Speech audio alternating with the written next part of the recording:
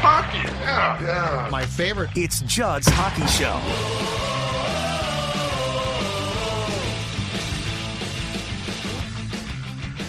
And it is Judd's Hockey Show. Welcome to the show. It's Judd, it's AJ, Jessi Pierce. And after a week off, we gave her a week to rest. Look at how fresh she looks. She's ready to go. Yeah, look at that. Glamour shots, the whole thing. Training camp now, approximately a month from now, the Wild will be on the ice. There will be tons of stuff to talk about. Hoping to get Bill Guerin booked for a JHS before then as well, to talk to him about expectations. I've also sniffed around a little bit about John Hines. I'm told he is interview friendly. But Bill I love because he just comes on and gives me crap, and then I sort of try to give him crap, and then it just devolves, and it's fantastic. So, and Jessi, you're more than welcome to join too. If I mean, I kind of want to get in on this. Screen, which I think we can. Yeah, we'll absolutely. Do that. I won't tell him though, because he'll go like, oh great, Jessi's here as well. I guess the Inquisition's going to start. You can hear Bill right now, right? I am not that hard on him. I just you're have tough questions. on the team, though. Yeah, but you're tough on the team, and you do ask a lot of questions, which, by the way, I give you credit for. Get bored. Half the time, I don't even need the answers either. Like, I'm like, I don't need this. I'm not even writing about this, but I have the question. The all-time Pierce appearance was at the PWHL Minnesota Hockey Club opener. So first game, right? Like literally, and they got a nice turnout press-wise. It was a nice turnout. Jessi shows, as I think Jessi, you did at most games, if nothing else to watch. So she is no obligations, not writing, nothing. Ken Klee basically back against the wall as she peppered him, AJ, with questions.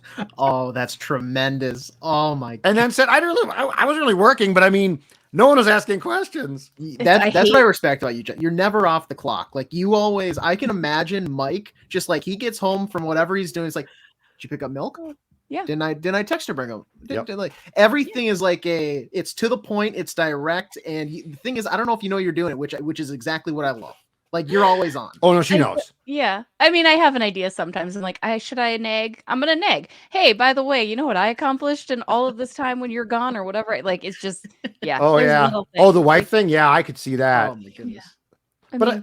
But at work too, yeah. I just again, I always look back like when I was a kid, I was so gossipy and so like inquisitive that just this job now makes total sense for me. I'm like, like even my mom, she's like, why are you asking so many questions, even just about random things? I'm like, I'm just curious. They're just questions. Like I'm not doing it. I have no need for the information. I just want to know. And pressers are perfect because like that's allowed. Yeah. Like you're basically in a forum in which you can ask, as many questions as you essentially want. And like you ask good questions. So it's not like you're being ridiculous about it. No. But you sort of, the Ken Klee thing age was hilarious though. Like people covering the games asked like two questions. Jessi's like, what about that forecheck in the third period there? Well, where the F3 was too low. It was all flowers and roses. The team, if you recall, in that game did not play well for at least the first two periods, right? Mm-hmm. Like it was not a good game. They were lucky to come out with that win. So after all the roses were plucked, I was like, you know what? Let's get down to brass tacks. We want to be treated like men. Let's ask the hard questions. Like, why didn't you go and attack on offense here? And what changes needed to be made? Like just being real. It's the biggest issue, in my opinion, now, women's sports. They want attention, and some of the stuff is good. I mean, I think this hockey league is good. The WNBA is good, right? Mm-hmm. But like Lynx fans now get very upset when Cheryl Reeve gets ripped for trading away the draft pick with which she could have taken Angel Reese. And it's like, no, you want to be ripped for that. Yeah. If you want to be treated like the men, it also means people being tough, not like, oh, your whole team is great and blah, blah, blah. But if you're a real pro sport, gloves are off. Decisions should be under a microscope from everybody. Like you can't pick and choose when you want. Yeah, exactly. And you're paying attention. That means that the media people are actually paying attention too, right? It's we're not here to just make you all positive. Yay, women, we're playing sports. Like, no, we're talking about the sport. This is it. Brass tacks. So Ken Klee, we got our eye on you next year too. Amen. Well, he's going to be. Oh boy, we are going to. I was going to say. We'll stop that conversation. It's funny because the the reality is the team that completely collapsed and almost missed the playoffs entirely and then won a championship was far closer to being the team that collapsed. Mm-hmm. Like it would have made all of the crap with the Darwin stuff, all of it would have made perfect sense if they had just completed the collapse and missed the playoffs. Because then it'd be like, okay, you got problems, but they won the championship, and it's like, oh boy, okay. Yeah. Speaking of, quick aside, Of course, the Walter Cup will be at the Beauty League happening in Braemar this evening. The women play the third game of the 3-game series. There are 2 men's games beforehand, but if you guys want to come out and see the Walter Cup, that'll be at Braemar tonight. I think it gets there at like 6. little Edina action too. Ooh. The ritzy stuff. The ritzy stuff. I think that's where my doctor's appointment is later, so maybe I'll swing on by. Edina? Yeah. Of course it is. Of course it is. Probably. It's where that's where all the good doctors are. Doctors to the stars. AJ's going to walk right in. All right, so let's do this. In lieu of the fact that the Wild hasn't started training camp and there's really not much going on in the league itself, there's a few things here and there. 5 Wild questions. I think we did this about a month ago or so. So I'm going to throw out 5 questions. We'll start with Jessi here for question 1, AJ, and then I will chime in. But just questions about things currently going on, because I will have a question about the Patrik Laine trade to Montreal. But I'm going to start you with this one. Liam Öhgren, Marat Hustadinov, and Riley Heidt. How many of these 3, Jessi Pierce, will see extensive playing time in Wild sweaters this season? 2 of 3. That will be Liam Öhgren and Marat Hustadinov. Going back to, I think we had talked about for my hashtag Line Heathens, my projected opening night roster does have Marat Hustadinov centering that third line with Marcus Foligno and Ryan Hartman, which, yeah, we'll take it what it is. Liam Öhgren, I would love to see more playing time than certain other players on the roster, as we've talked extensively about, Marcus Johansson. But I think he is ready. I think if he doesn't, they send him back to Sweden. Frankly, I don't think he's going to need to go to Iowa. I think he would go back and play another year of their top Swedish league over there because he got a lot of time. But I think he's circled as a guy to make it. Riley Heidt, I really like, and I've been really, really excited about. Yep. I just don't know that they necessarily see him as a fit. Their defensemen look good. You got Jared Spurgeon back. He's going to be playing with Middleton on that top pair. You got Broads and Faber, and then you've got Declan Chisholm and Zach Bogosian. And then John Merrill's kind of the odd man out. So I think Riley Heidt will be better suited down in Iowa. Maybe a couple games here and there if there's injury, but I think it's for sure an Öhgren and Hustadinov year. And I'm excited for that because I think they've got a ton of talent and can make a really good impact on this team. Yeah, I'll be a little more pessimistic and say 1 of the 3, and it's going to be Hustadinov, only because I think it depends on what you consider extensive. To me, that is like you're consistently in the lineup at least 2/3 of the games, like if healthy. Mm-hmm. I just don't think, given the offseason moves and what they've added, and frankly what they've shown us for like how they favor veteran to younger guys, I'm not sure Öhgren's going to crack that for what we consider extensive. I think Height's out of the question. To Jessi's point, I like him a lot too. I just think he would get more time if they were a bottom of the barrel type of team. The mindset is still, we're going to be competitive and we're going to try to make a push and we're going to do all these moves. When in reality, are they set up for that? Maybe, maybe not. More than likely not. But the ownership, the front office, it seems like they want to be competitive, and you're not going to, and I say this like, because I don't, for lack of a better term, waste minutes on a guy like Riley Heidt where just to get him experience. You're not going to bring him up this season. Hustadinov, I think, is locked in. I would love it to be 2 or 3, and you have Öhgren in there as well, getting extensive minutes every single night. They have not proven to me over the last half of the last season that they're going to, I guess, favor to a guy like Öhgren to get in the lineup that often. So I'm thinking 1 of 3. Okay. Yeah. I was going to say it should be 2. Yeah. Öhgren to me, he's 20, so he's not 18 now. He to me showed me enough when he got a brief chance that I think he's prepared to play here, but I don't trust him. I don't trust him unless they can move Johansson. I don't, and he's got protection, which is just ridiculous, but we've talked about that, so I won't talk about it again. I think Hustadinov, and quite frankly, I think Hustadinov gets time in large part because the dude can win a faceoff. This has been a problem. Now, I'm curious with Darby gone, will that area from a coaching perspective improve?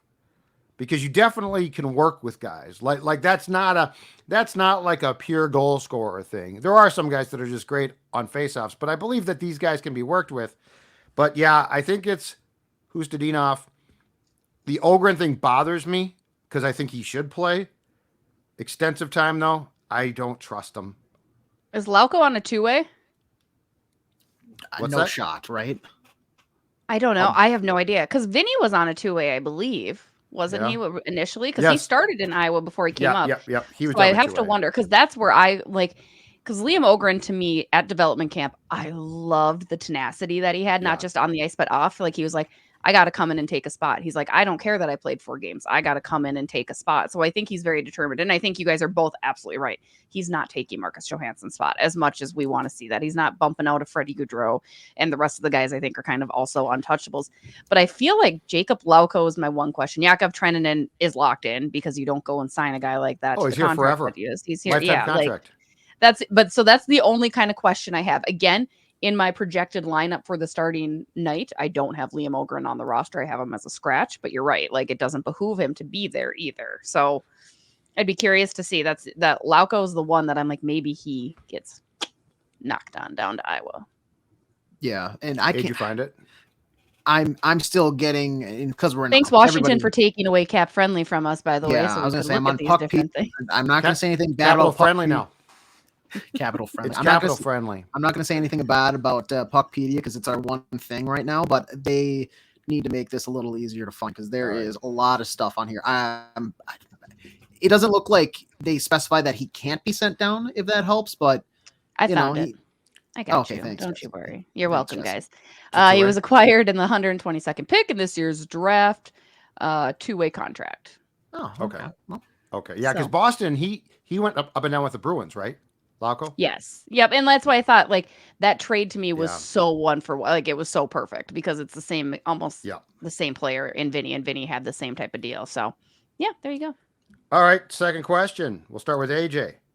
How big of a break, if any, did the Wild get when Patrik Laine was traded to the Habs from Columbus? And in retrospect, he was never going to come here because the Habs picked up his entire salary and got a second-round pick kicked in, and all Columbus got back was a defenseman. So, but clearly Bill Guerin sniffed around, made some phone calls. How big of a break, if any, did the Wild get by not getting Patrik Laine? I think massive. I think it's a massive break. Look at what they had to give up. If they had to retain that, like some to most of that cap, that would have been shifted just from them trading something away to the Wild having to give that back, essentially, right? And if that's the case, I mean, who's the name that's been floating around all off season, all late last season around the deadline? Marco Rossi. And I said this on Twitter in a discussion with somebody. Maybe it's potential that I'm hitching myself too strongly and too firmly to the Marco Rossi fan bandwagon. But I think that given just kind of what we've seen from him blossoming and essentially having a late development, given his health condition at one point a few years ago, he's late to the game. And now that he's taking those steps, I think you're going to see progression to where he's not just a kind of a bottom 6 center. He's going to cement himself as a 1B type of guy where he's winning draws. He's out there, and the big knock is his frame. But when it comes down to whether or not I'd rather have him or a Patrik Laine whose health has always been in question, who hasn't really had that scoring it factor since the first season or two of his career, there's a lot of question marks there where I know what Marco Rossi is currently and what he's projecting to be, whereas we know what Patrik Laine was. Can he get back to that? I think that's a bigger question mark than holding on to a Marco Rossi. So I think it's a massive break. I think the Wild dodged it, and I don't fault Bill Guerin and crew for at least calling, asking to make the appearance of, we're doing our job. Similar to as when Jack Eichel was up for a trade. You're going to call and, make an interest just because of it's an elite guy on the market. You have to at least show that you're trying. You have some interest. Because if you just blow it under the water, it's like, oh, whatever. We're not really doing our jobs here. I understand him for the visual aspect of showing interest, but to not follow through and, I'm not going to say sell the farm because it's just Patrik Laine and everything like that, but to not give up meaningful assets to get a guy like him back, I think is a massive break for the Wild. And I'm totally content with him not coming here. And he's going back to wing, right, Jessi? Because the Blue Jackets tried him at the pivot and it didn't work at all. But okay, Jessi Pierce. What do you think? I guess the only addition, I mean, I don't know if it's a massive break because I don't know how serious the Wild really could have been by putting their name in that mix, right? Again, we talk about the cap space.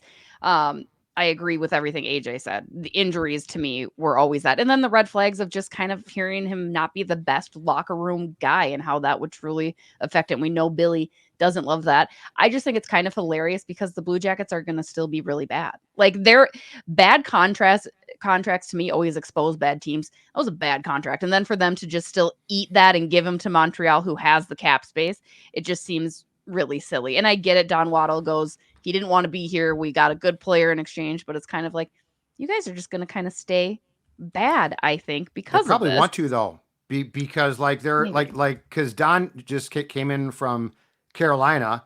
They got a new coach now with Dino. It's a mess there. But I think the most important thing was that the Canadians took on the entire contract. So now they're out of, they don't have to pay it. Like, because if the Wild, to AJ's point, if the Wild had made this trade, can you imagine what they would have had to give Columbus? Because in that case, Columbus would have had to retain a bunch of the salary. So I'm a little bit more concerned that the Wild sniffed around aggressively here, if indeed the reports are true. Like, Eichel's a different thing. You should sniff around Eichel. And then if they're like, no, that's fine. But yeah, there's the Laine thing. Like with where the Wild's going, I just don't see how he fits, because it's been a long time now since he's been a reliable player. So it does concern me a little bit. It feels a little bit knee-jerk, like there was a shiny new toy and you're like, I should buy that. It's like, no, you shouldn't. It's a bad purchase right now. So I am a little bit concerned that there was interest from a team that, in my opinion, that's at least a player like that. You're at least a year away, and it's got to be a plug and play guy. So I have mixed feelings about pursuing him at all. It makes me somewhat question their ability to identify a quote unquote top six forward, right? Because I think they recognize that's their need, right? That's once they get that cap space. I'm a little worried Billy's going to open up the purse like I do at Nordstrom Rack and just go crazy and spend, right? Exactly. So it is like they need another top elite forward, and Patrik Laine checks some of those boxes without question. But it does make you wonder, like, that's what we're going. But maybe that's because they recognize, you know what, he wants out. Here's this. But I mean, I think Billy's salivating at the idea of getting there. So he's trying to maybe rouse up some excitement and some chatter like, hey, we're going to be getting a top six forward. We're looking at guys like Laine. But then again, how do we feel about the, I don't know. Or I'm just Craig glad it's done. Or Craig, that's true. Do you think maybe a conversation was, we can make this work, but it's either one or the other. You can, give away a good prospect right now for this guy that there's a huge question mark, or you wait one calendar year and you take all this money that you're going to have and you go to Nordstrom Rack and you pop the purse open, the handbag open, and you spend on a guy like a Brock Besser or something like that. Right. And that's what I think is the prudent play. I don't even think that you should be shopping right now. Oh, no. Like, don't go to Nordstrom right now. You don't have the money. You are in debt. Eyes are hungry. Your closet is bland. It's. But I mean, in a year, you go. But not right now. I don't like the fact that they went shopping. Yeah. They stopped at the food court, spent too much there. There was just a lot of things I didn't like about it. My question is, do you think they probably were just window shopping, or did they actually step in the store, grab the coat off the rack and go to the fitting room, try it on? Well, that's that question. I don't know. I feel like it was window, but it's one of those where he probably has it in his mind. He's like, okay, I'll wait on this, but I'm going to come back if I need to, right? Like if I'm going to try to sleep on it. And if it's anything like me, I end up going back and buying it probably within less than 24 hours. I have a problem. It's a little bit of a problem. Oh, don't worry about it. There's something delivered it to my front door. We now exclusively shop like online. Yes. So every day about 2:00, I hear a thump And I go out and there's another box. Bring it inside. You know, they deliver at 4 a.m. sometimes too, so you can try to be sneaky unless you have a dog who alerts Actually, everybody in the household that. I did know that because we had some waters delivered over the weekend, 4 a.m, front door. Fortunately, our dog is old and Stella does not hear well, so she misses everything now. It's great. Nice. Love that. It's just absolutely outstanding. And she's healthy, so I love her, but she can't hear worth crap. All right, question 3. Freddie Gaudreau, Marcus Johansson, and Philip Gustafson. Philip Gustafson, who I've got his mug right here. And by mug, I mean a coffee mug. And Age has one too. I've been willing, and Jessi has a Stanley Cup, which is far more impressive. Something Yay. Philip Gustafson does not have. Which one is most likely not to be on the Wild's opening night roster? So you got to pick one. And I know there's a possibility that all three are Gaudreau, JoJo, Philip Gustafson. Jessi, let's start with you. Which one is the most likely not to be on the Wild's opening night roster? Freddie Gaudreau. I think he's kind of been put on high alert. It definitely seems that he's been like, you know what? We didn't love everything we do. We got rid of Dino. He's the only. They're not going to give up on JoJo. I don't know what it is. They're just not giving up on that. And Philip Gustafson, I see him as the one not being here halfway through the season, but I think he'll be on the opening night roster. So Freddie, okay. I think it's just got to be. Still rare, but it's got to be. Well, and he might just be a Blue Jacket back here. Yeah, exactly. Because that's the first game, right? Yep. Opening night. Maybe there's like a nice little hallway trade. Like I love when those happen, right? Just pack your bags, head down to that visitor's locker room. And you know what? Mid warm-ups, rip and the you know what? off. The Wild will scurry to do a tribute video right after the trade is made. They'll scurry. We'll get 5 minutes. Welcome back, Freddie Gaudreau, who wasn't gone until tonight. Oh my God. Can we start placing bets on the over-under for how long Dean's is going to be? Oh, I like it. It's going to be lengthy. Yeah. It's going to be long, right? Yeah. He had a significant amount of time here. Yeah. He'll be very no, it'll be like him punching Darbs. It'll be about a big punching segue. Hey, right? Great. Does Darbs get one when the Predators come here? Yes, absolutely. Yes. I think that's a shoo-in. I'd like to ban those. I would, honest to God, unless you are a surefire Hall of Fame player, I would like to ban them. I'm sick of them. I'm so tired. You know what? The only thing I liked about Suits was the fact that he told the Wild when he came back for the first time with Dallas, don't do it for me. They did anyway. But he told him, don't do it. My favorite still is spelling Cam Talbot's name wrong. Cam Tablet. And it was, that was a good. Wait, really? I'm not even kidding you. It was the first thing I noticed. I'm like, that's not how you spell Talbot. That's how you spell tablet. It's TABLOT. And that's when you know you're doing too many. If you make spelling mistakes, you're simply making too many of these. It felt like the cherry on top of like just such a dramatic situation. Do you think it was a mistake? Like it was. Do you think it was a mistake or a Bill Guerin plant? Great question. I don't know. It was like he was even laughing about it on the bench because I'm pretty sure one of his teammates like showed it to him, and so he was just I was waiting for the middle finger to come popping up. That's a big middle finger to Cam Tablet. Yeah, classic. Go ahead, AJ. Back to the question. I'll be a little different. I'm going to say Gustafson only because I think it was yesterday or 2 days ago. Kevin Weeks. I've missed these videos. Him in front of the Space Needle in Seattle. Breaking news that Yaroslav Askarov demanding a trade from the Predators. Yep. And, I would like to say that it's like a 50-50 share between top goalie prospects between him and Wallstedt, but I know a lot of people consider him the top goalie prospect in the NHL. I think teams are going to be interested in making the call. I think with just the market, teams might find out that a young, hot goalie prospect is a little out of their budget.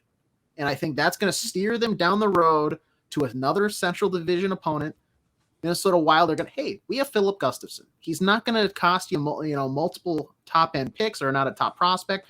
You can take him off your hands and have a year of control for the low, low price of a 6th or 5th round pick. Like, I think that is going to be able to kind of rekindle the fire of a trade underneath Philip Gustafson. So quick shout out to Askarov for helping out with that. Hopefully that's what happens. And I think just because of that one nugget of information, that helps maybe Gustafsson's depart from the Wild. Speaking of breaking news, how about this one then for Gustafsson for a landing place? Vancouver. Thatcher Demko's recovery is supposedly not going well. He's behind schedule. I wonder if the Canucks would bite because, yeah, I think you're right. I think the Predators, I'm not so sure that they're going to trade Askarov. Barry Trotz is a bit of a hard ass at times. And Askarov's problem is he's been great in the minors in the regular season, but in the playoffs, he's been shaky. So, like, I think the Predators would try to get, like, number one goalie return for him. I don't know that teams will give him that. But Gustafsson to the Canucks actually, just as a security blanket, might make sense. But let me give you the third guy. So I'm taking the third guy on the list. Okay. You know what? Damn it. I'll take JoJo. Marcus Johansson. Honest to God. Okay. This guy was not surprisingly fantastic in the no check world championships. What a shock. So like if it's no check, he's great because he doesn't have to purposely fall down in the corner so he doesn't get hit going for a puck. I mean, I see right through this guy. Contract year, unbelievable. It's a contract year. It's a contract year this year. He's a human window. Well, and that's what they're banking on, but I want that crap out of my room. I'm so tired of it. I mean, the dude purposely, I'm telling you, purposely falls down in the corner so he can't be hit. The World Championships, congratulations. I mean, it's a bunch, for the most part, it's a bunch of dudes whose seasons are done. And then, I'm sure that JoJo said, well, I'm going to try hard now to show my team. I'm willing this to happen. Get him out of here. Get him. You want the locker room cleaned up, right, Billy? Get Marcus Johansson out of your locker room. It's haunting it right now. Anyway, I just thought I'd take him instead. I like just it. to be different. All right, fourth question. Very, very simple one. Kirill Kaprizov in 4 years, 27 goals, 47 goals, 40 goals, and 46 goals. How many goals will Kirill Kaprizov score in the 24-25 season, AJ? Ooh, I'm gonna go 51. 52. Ooh. 52.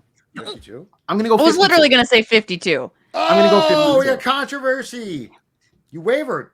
I just prices righted you without even knowing it. You did. I'm gonna go 52. I think this is the year that we're gonna see him finally be healthy for a full 82 game season.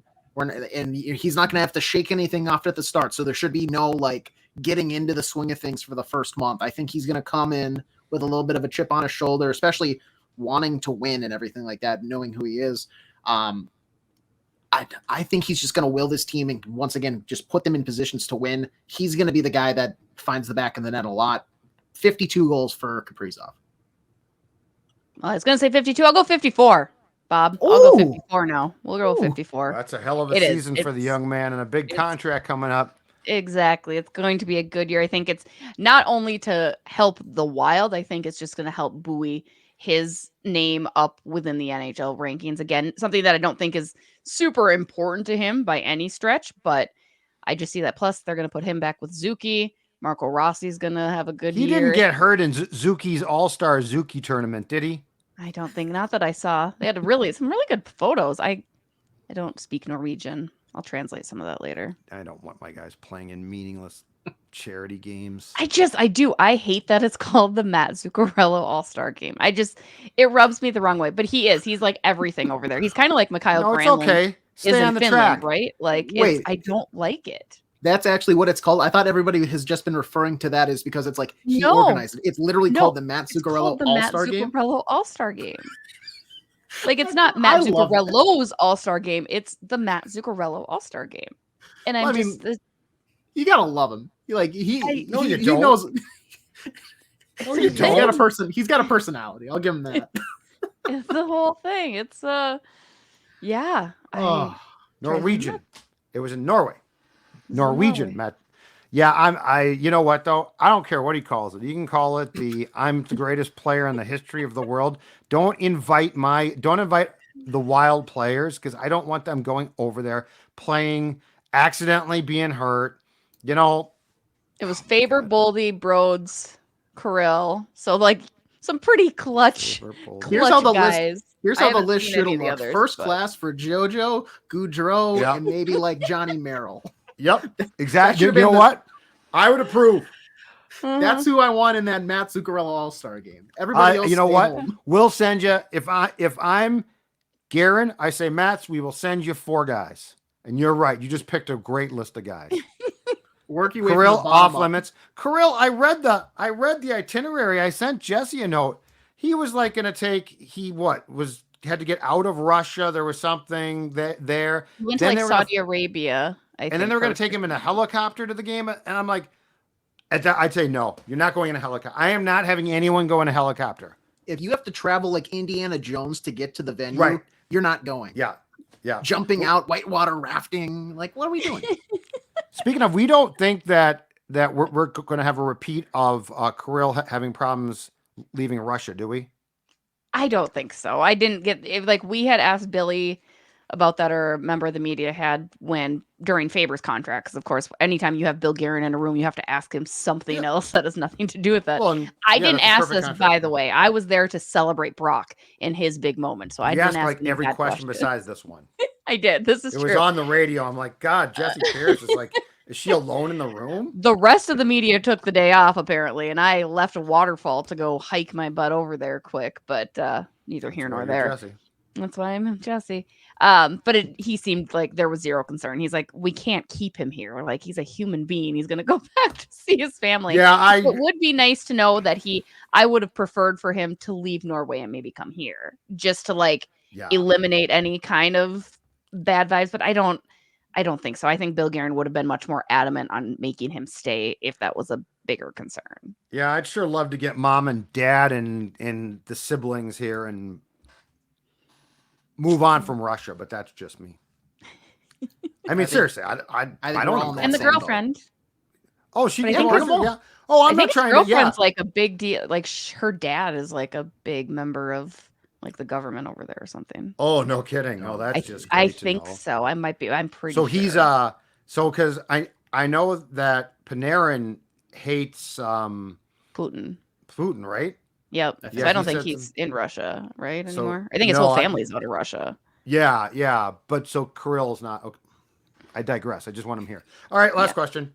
Which 2023-24, I had this written down wrong, NHL bottom feeder will make the playoffs this season? I will give you my definition because, like I was going to say Buffalo, but they actually had 80-plus points. So I'm not sure it's not really fair to call them a bottom feeding team. Here are the teams that I think qualify. Ottawa, 78 points. So they did have some points, but they didn't have a good year. Change coaches. Montreal, 76 points. Columbus, 66 points. We talked about them. Utah, 77 points. Of course, they're the former Arizona Coyotes. Chicago, 62 points. Interesting. Anaheim, 59 points. San Jose, which was a disaster, but is now going to be much improved in the coming years, 47 points. So of that list, Jessi, which one do you think has the most likely chance? Because there's ordinarily a team or two that, comes back up a little bit. Which team do you like to make the playoffs this season? Say it with me. Quack, quack, quack. Oh, wow. Go. Wow. Oh, I love Anaheim, you guys. I love John Gibson. I love Trevor Zegras. I love Leo Carlson.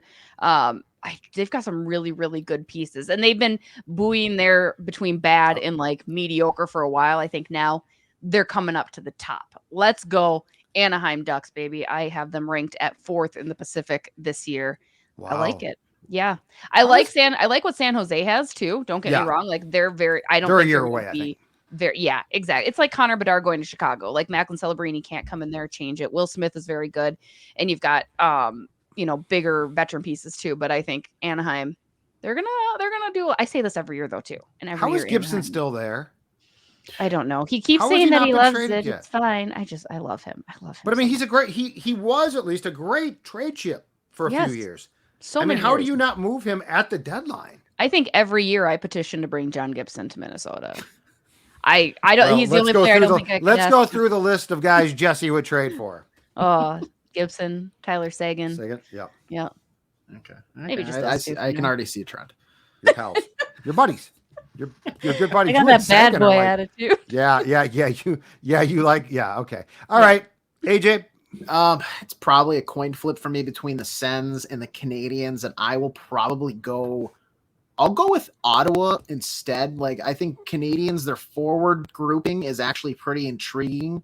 Just having like Caulfield and now adding Laine, and they've got Nick Suzuki there as well. The problem is, though, I just don't know what they do for goaltending. Whereas now adding Ullmark, I like Brady Tkachuk. I'm Tim Stützle is my guy from when he was in the Ice Hockey League for the Mannheim Adler the World Eagles. Championships. He was phenomenal. A couple of years. Yeah, I used to wake up at like 3 a.m. to watch this guy play against German farmers. So, Tim Stützle, that's my guy. Anyway, but now they got Ullmark in goal. I think that'll maybe help them out, and maybe a full season, similar to what we're going to see with the Wild under a head coach. No change mid-season.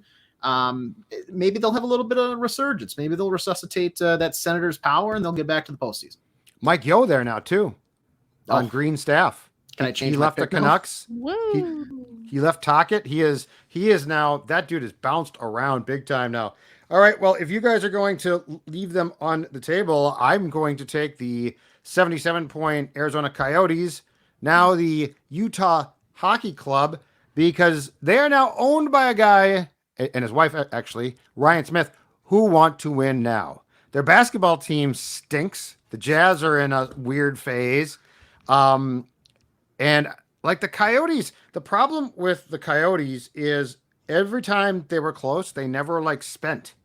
They were cheap. Yeah. They've always been cheap. Well, they're not cheap now. They've gone out and made some trades, acquired some guys. I think that they are going to contend. And I actually think that the Central is going to be good, which is why I have a bone to pick with you, Jessi Pierce. Did I see that you picked the Wild for third place? No. Good Lord, no. ChatGPT picked the Wild for third place, which is hilarious.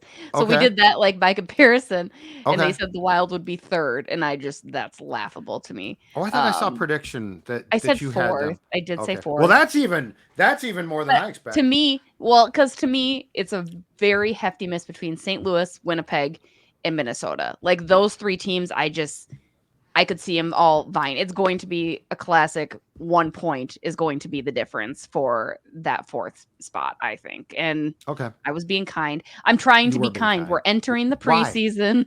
Why are you trying to be kind? I don't like St. Louis, so I would always kick them down to the curb. Winnipeg, I have a little soft spot for.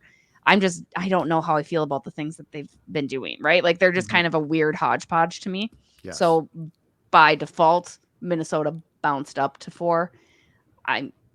Maybe, right? Maybe. Yeah.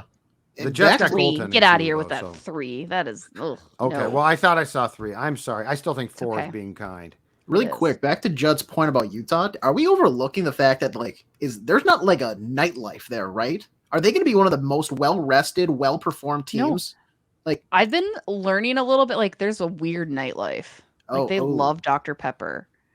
But that's the thing. That's not what I was expecting. I'm just saying. Well, let's not talk about what there's some weird stuff. Yeah. But if you go to Vegas and you're a team on the road, or say you live there, maybe you like the nightlife a little bit. You're single or whatever. You're not, whatever. You're right. You're going to be tired. What is there? I don't think there's not what are you going to do? Downtown Utah? I don't know what Salt Lake City, those kind of I think it's probably. I've never been, so maybe I'm not the one to speak on it. Seems like a very hipster place. Very hipster. Slam poetry bars or something, maybe? That's a great question. I don't know. Yeah. I don't know. But I will say, I'm guessing that there will be fewer distractions than in Phoenix, because there you can go golfing and get baked in the sun, and you got sunburn, you're trying to play hockey.